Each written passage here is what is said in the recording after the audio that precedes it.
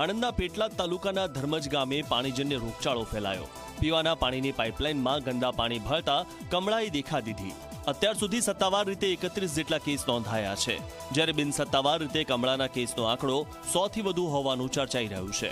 આરોગ્ય વિભાગની જુદી જુદી 15 જેટલી ટીમો દ્વારા ડોર ટુ ડોર ફરીને સર્વે કરવામાં આવી રહ્યો છે અને પીવાના પાણીના સેમ્પલની ચકાસણી કરવામાં આવી રહી છે, જેમાં મોટાભાગના ઘરોમાં પીવાનું પાણી પીવા યોગ્ય નહીં હોવાનું જાણવા મળ્યું છે।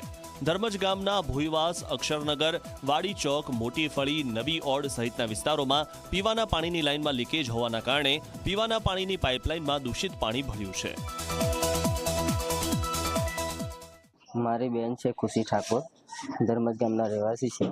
ઘણા ટાઈમથી ધર્મજ ગામમાં પાણીના કારણે કમળાનો રોગચાળો ફેલાઈ નીકળ્યો છે। એમાંથી એક મારી બેનને પણ કમળો થઈ ગયેલો અને એને વધારે કમળાની અસર હોવાના કારણે અમે મેડિકલ કરમસદમાં દાખલ કરી હતી અને ત્યાં તેનું ગઈકાલના રોજ નિદાન થયું છે।